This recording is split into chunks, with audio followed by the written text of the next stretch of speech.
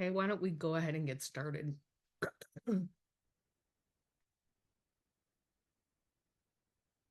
So hello, everyone. Welcome to Ask the Grant Writing Experts. I'm Dr. Meg Bouvier. You know me as the creator of your library of NIH grantsmanship courses. I have over 35 years of experience at NIH as an applicant, an intramural researcher, a staff writer, and now as a full-time NIH grant mentor. I've helped clients land over $500 million in federal funding, and I'm here to answer your NIH grant writing questions. So grab a cup of coffee and let's get started. So, and I apologize, I have a terrible cold. I live in New England. We're encased in ice here and everybody is sick. So just bear with me. If you're attending live, just a reminder that you are in listen only mode. You can start putting your questions in the Q&A box, and I see that people have started to load them up there. If you're watching this as a recording, just a disclaimer, today is February 5th, 2025, which is the R01 deadline. So an auspicious day for us here in those of us who work on NIH grant applications. So everything that I say today is true to the best of my knowledge today, but always check for any updates. And of course, nothing that I say is meant to replace a conversation with a program officer about your specific project.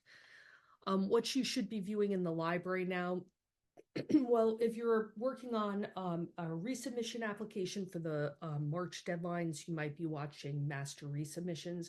If you're an early bird who is prepping for a June deadline, good for you. That's awesome. You may want to either start watching Master the R Series Chapter 1 preparation, or even better yet, come to the boot camp tomorrow. So tomorrow is our part 1 of the boot camp. So as part of your membership, you have access to 3 times a year my giving Master the R Series as a live course. Might be kind of nice to go tomorrow because I actually decided to restructure the first 2 chapters in a way that I think is a much more logical workflow. So I'm going to be test driving these in the upcoming weeks at boot camp, and if I like the way they sound and they land well with the group, I'll probably wind up recording those updates relatively soon to Master the R Series. But yeah, come to Master the R Series tomorrow. I'm sure that Riley has put the sign up link in the I'm just double checking. Yeah, she put the sign up link for boot camp in the chat. So if you have not yet signed up for boot camp, feel free to do that. It'll be chapter 1 is tomorrow at 2 p.m. Eastern time. I usually do it from a recording studio, but we're forecast for an ice storm tomorrow, so I may be coming to you from my house, depending on how that goes. So we'll see, but love to see you there. Bring your questions. Any NIH updates? Oh, where to begin?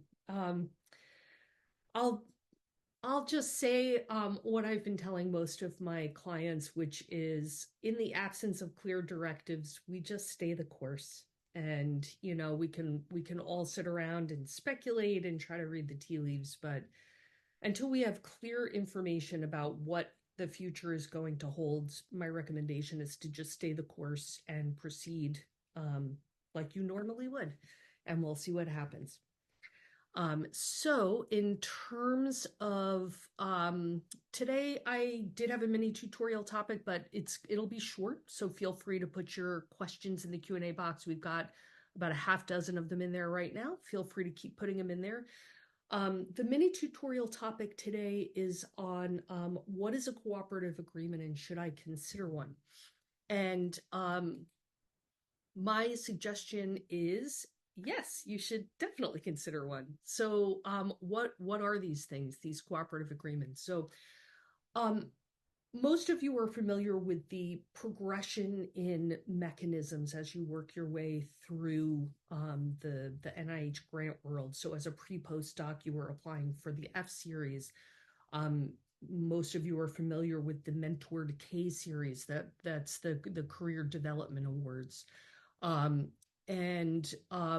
you move on to the R series, which is the independent research project. So that would be, the R21, R03, R01, and many, many others, but those are the ones that you're probably most familiar with.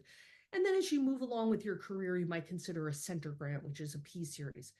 So what are these cooperative agreements? This is something that is different from these. These are the U series. So cooperative agreements are distinct from ours in a key way, and that is the level of involvement on the part of the program staff. So there are three main types of mechanisms at NIH. There are grant applications, which you're all familiar with. I just named a whole bunch of them. And that is completely independent. NIH says, like we will give you money, go off and do your thing. At the exact other end of the extreme are proposals for contracts. So in a contract, NIH tells you exactly what they want you to do. So, for example, I once worked on a contract with a client where they were proposing to host the biorepository for the Cancer Genome Atlas. So in that instance, NIH, in their RFP, request for proposals, because contracts, there is no such thing as a grant proposal at NIH. It's a grant application or a contract proposal. So in an RFP, NIH will tell you exactly what they want you to do. This is how we want you to run that biorepository. Cooperative agreements are a middle ground between the two. So they're not completely independent the way the R series is, and they're not completely dictated the way contracts are. There's something midway between the two. So in this instance, it is, a situation where program staff, the NIH staffers who oversee a portion of the extramural funding portfolio, will have more involvement typically than they would in the R series, but less involvement than they might have for a contract.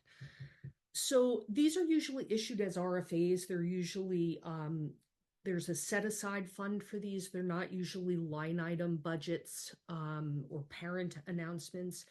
And usually the quarterly reporting is a little higher on these. So typically instead of doing an annual report like you would on an R01, for example, on a U mechanism, you might do quarterly reporting. So you might be checking in with NIH 4 times a year in a formal way, and probably more often in an informal way with program staff.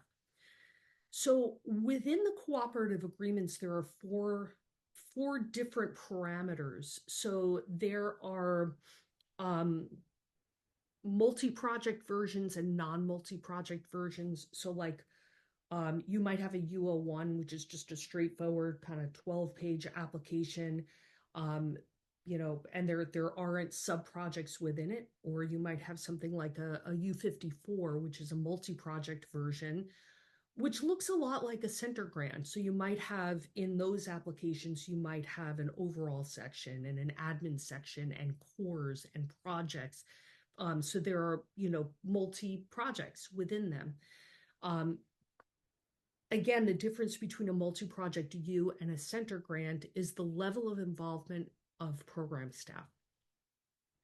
So the other parameter is whether or not there's a network involved. So both the multi-projects and the non-multi-project cooperative agreements may involve a network or not. So what does that mean? What that means is that the program staff actually set up a cooperating group of grant recipients who will share resources.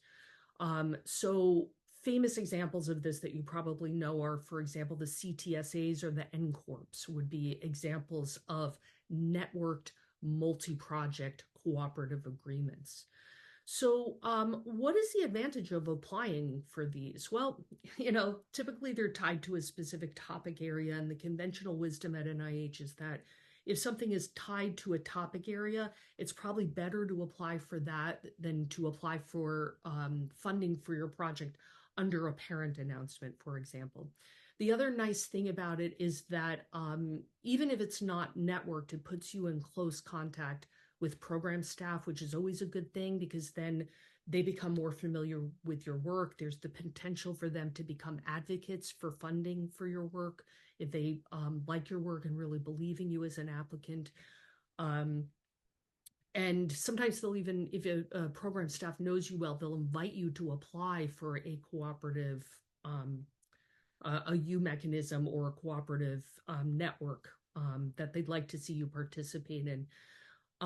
So these are all reasons why it might be good to apply for these. One reason to be involved in one of these networks is that it puts you in contact with eminences within the field who are doing similar work to yours. In addition, sometimes grantees within a cooperative network are invited to apply for mechanisms that are specific only to people within that network. So there might be smaller NOFOs that will be opened up by the Institute, and the applicants have to be part of that network. So it may give you other options for applying for funding. So they're kind of interesting mechanisms. And the trick here, particularly the way that you want to write one of these networked applications, is to think like a reviewer always, right? And think about what you might bring to a networked cooperative agreement that might be unique among potential applicants from around the country. So like maybe you have some sort of tool or database that others in the country don't have that you could bring as a shared resource to a network. Or maybe you have unique access to a certain population that might be of interest, or unique track record in terms of recruiting for rare diseases or something like that. That might be a unique attribute that you could bring to the network. I even make it a specific subheader within the application. What your group will bring to a network.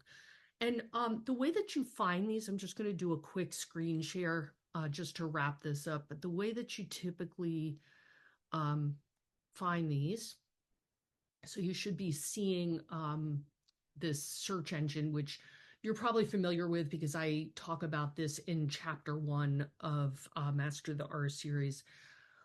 But what you would do is come here, look at funding categories, research and development, funding organization. We're just going to say all NIH. You could limit it by keyword, project type. You could do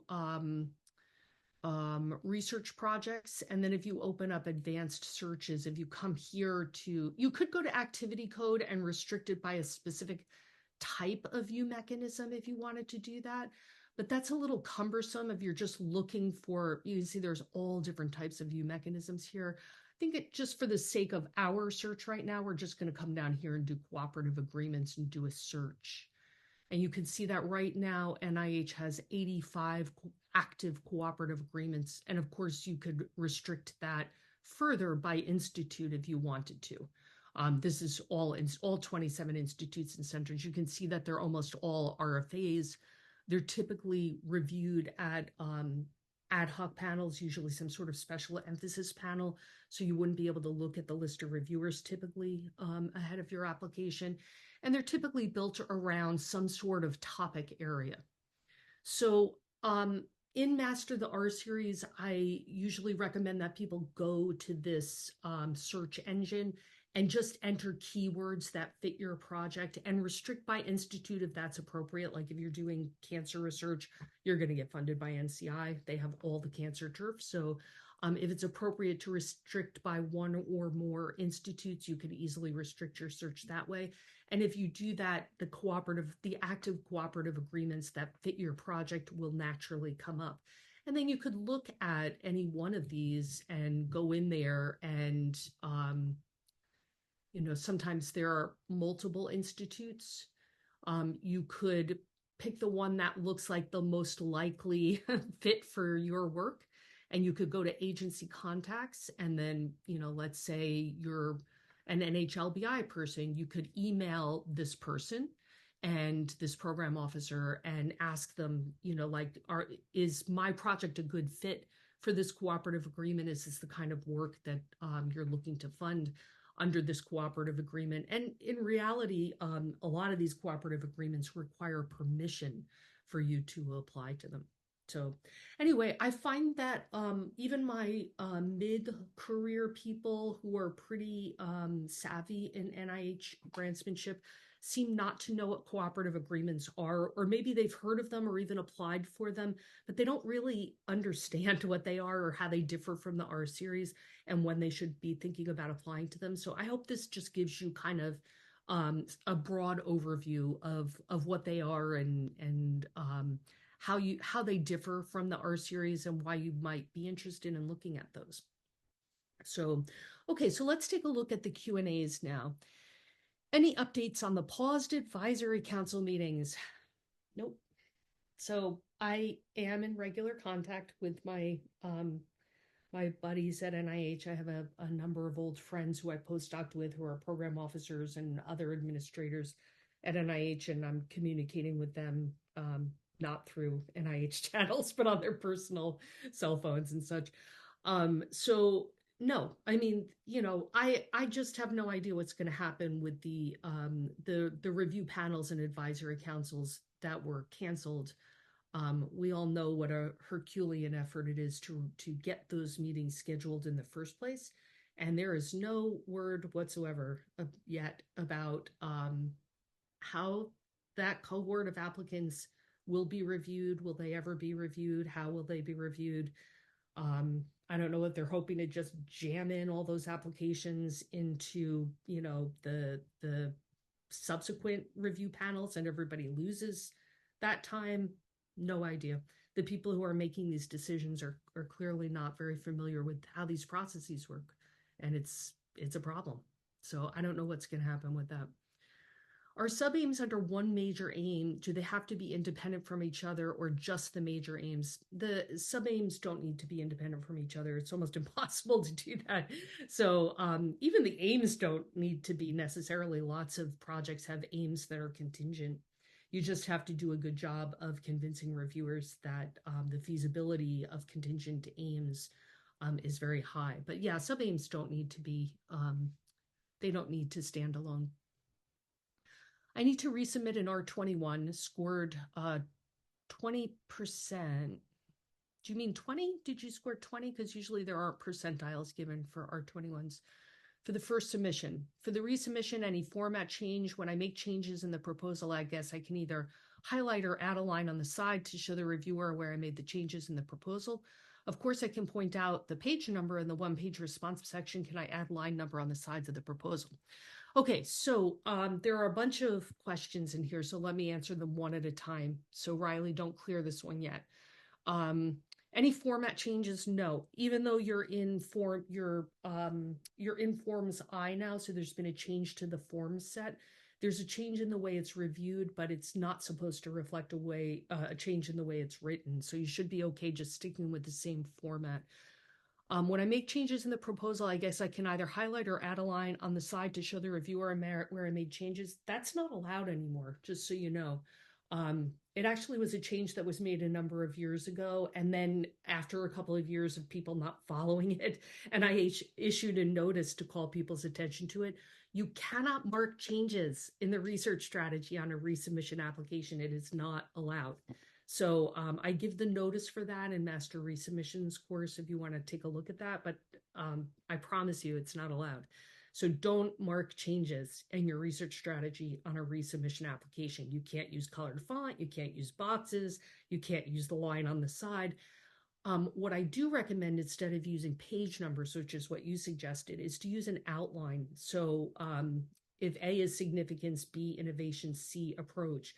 C1 might be your overview, C2 team, C3 preliminary data, preliminary study 1, 2, 3, etc. If you use an outline like that, it makes it really easy in the one-page introduction to parenthetically refer to a specific place in the application where you've made a change. But you absolutely are not allowed to mark changes in the resubmission application. And if your mentors tell you you are, send them to me because they're wrong. And the notice is in Master Resubmissions. Okay, let's see. I heard the cold as you started. I'm so sorry. And thank you so much for hosting this on a day you're not feeling your best. We're grateful. Thank you so much, Janet, my diehard attendee who comes to everything. I'm really hoping I'm feeling better tomorrow. I've made shameless use of Afrin so that you could actually understand what I'm saying. So hopefully tomorrow will be better. As I said, because we're due for, we're supposed to have like an inch and a half of ice tomorrow. I may be coming from my house on boot camp, and I may I may be presenting with a lot of schnuffles and coughing. How will the recent EO affect initial contact with POs for the June deadline? That's a really good question. So I don't believe that people are able to. If anybody has any experience on this, let me know, because I've been talking to grant writers across the country about contacting, obviously USAID is out. Nobody can be contacted there, but like, are you able to get somebody from CDMRP or from NSF or, like this institute, that institute?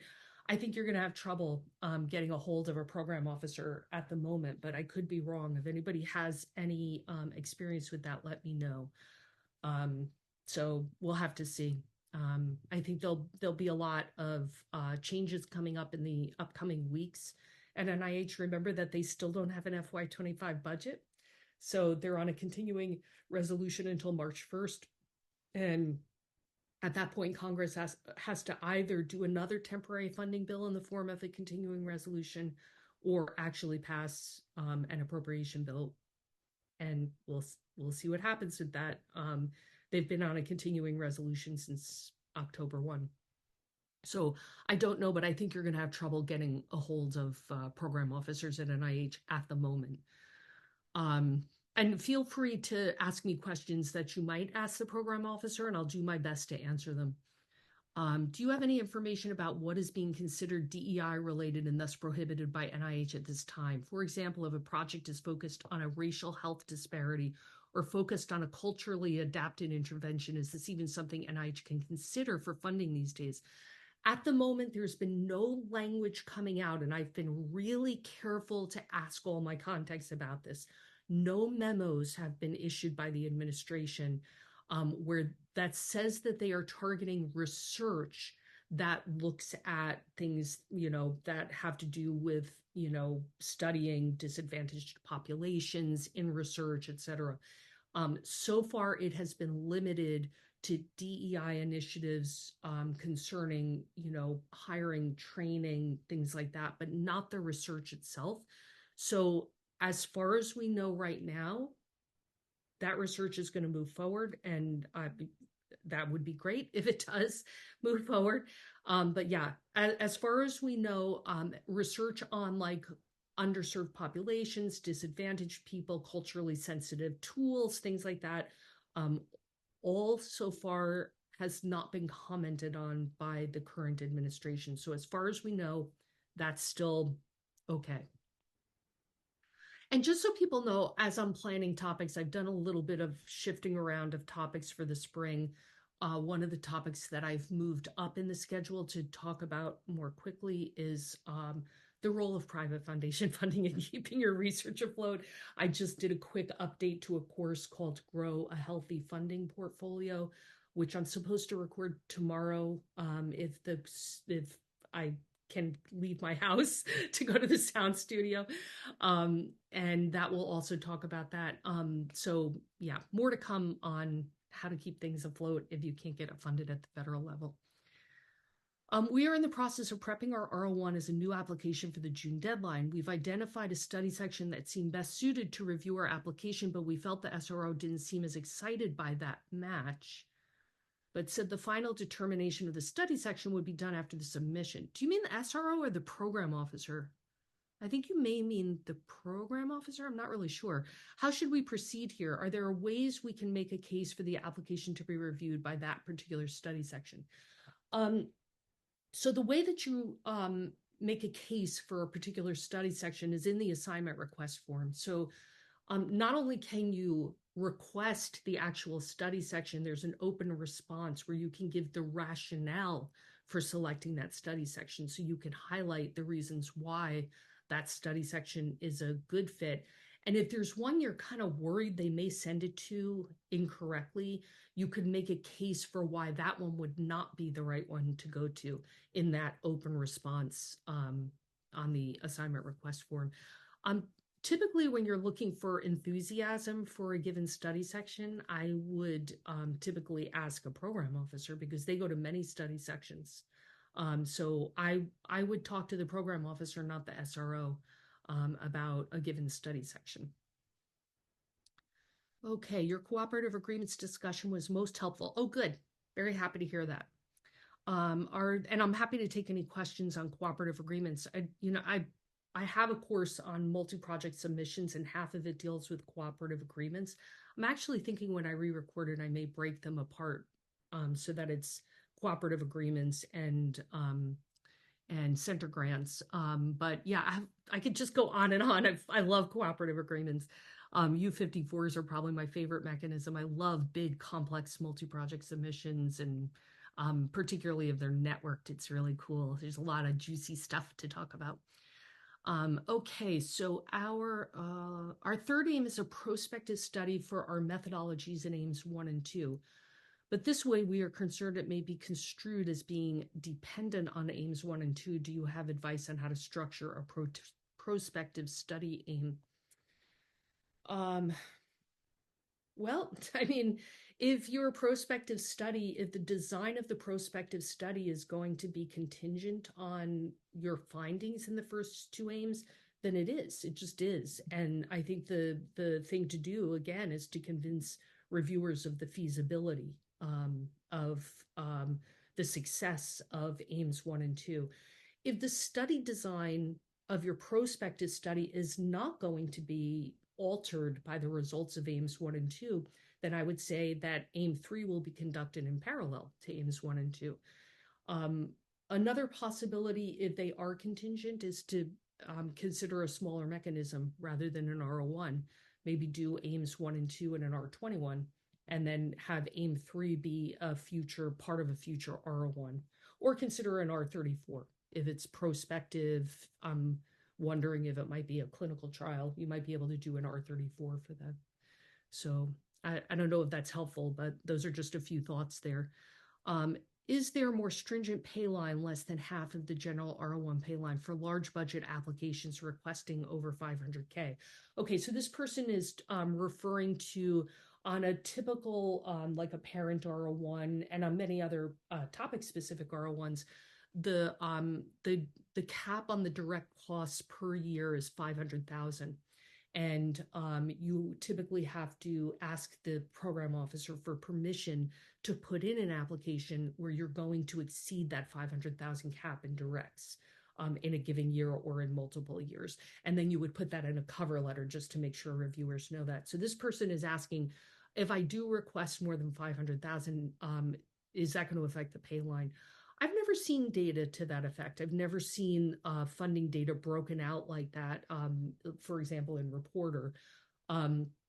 You could ask your program officer if it would negatively impact the review. But typically, if you can justify the added expense and the program officer feels that it's warranted, it shouldn't, I don't think it affects the review. I could be wrong on that, but I don't think it will, as long as the program officer feels that it's warranted and you have permission to exceed the cap. But of course, you have to make sure it's truly warranted. So often this would be like, I've seen people ask for permission to exceed the cap in cases where they're like they're gathering clinical data in multiple countries, and it's a group that has a track record in that field, and they want to do like a large genomic study that has diversity, and they're joining forces with other research groups in other countries, and it gets pricey, and maybe for 1 or 2 of the years they're going to exceed the 500,000, and the program officer loves them and wants to see them submit the project, and they have permission. I don't think it's going to affect the way it's reviewed. So I could be wrong. If there are any reviewers on who have a different opinion, let me know. Do you know if the study sections for this month are still on, or have they canceled them? Thank you. Very informative Q&A. Um, I have actually a client who just emailed me this morning and said, "Hey, I'm sorry, I'm going to miss boot camp tomorrow, because I'm at study section. So I'll watch the recording." Which confirms what I suspected, which is that they were canceled through February 1st. And it wasn't just the study sections, it was council, which is where money is awarded. So advisory councils to the institute director, that's the final level of review where funding decisions are actually made. Most people think the funding decisions are made at study section. They're actually made at council. I don't know what's going to happen with that batch of review panels, both study sections and advisory councils that were canceled. But I believe as of February 1st, they're back on, and that seems to have been corroborated by one of my clients who emailed me this morning. So I think they are still on. So, and for those of you who got caught in that, cancellation, whatever it was, a week, 10 days, where they canceled the review panels, I'm so sorry. I don't know when your application is going to be reviewed, but we just take a lot of deep breaths, largely through the mouth because I'm too stuffed up to take them through the nose, and we hope for the best. So that is all the questions we have today. Just a reminder that boot camp starts tomorrow. Hope to see a bunch of you there. The registration link is in the chat. And Friday is First Fridays, which is kind of very casual, open office hours, drop in for half an hour. It is at, I should know this, 11:30 Eastern time. You can just drop in, ask a question, leave. It's not recorded. It's very casual.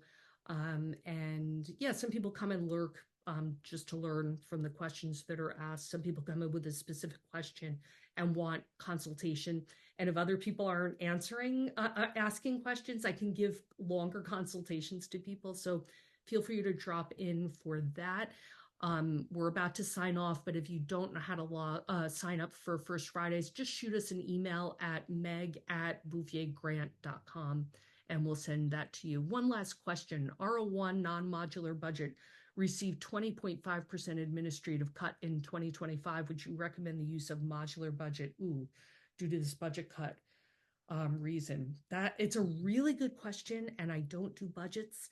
So I would ask the program officer what their thoughts are, because I don't know I would ask the program officer, and I would ask your pre-award support office if any of the people there have an opinion on that. And there's another question that just popped in here, but we're 5 minutes over. So Riley, can you grab that Krishna's last question there? And we're going to do that next time because we're out of time already and I don't want to keep people.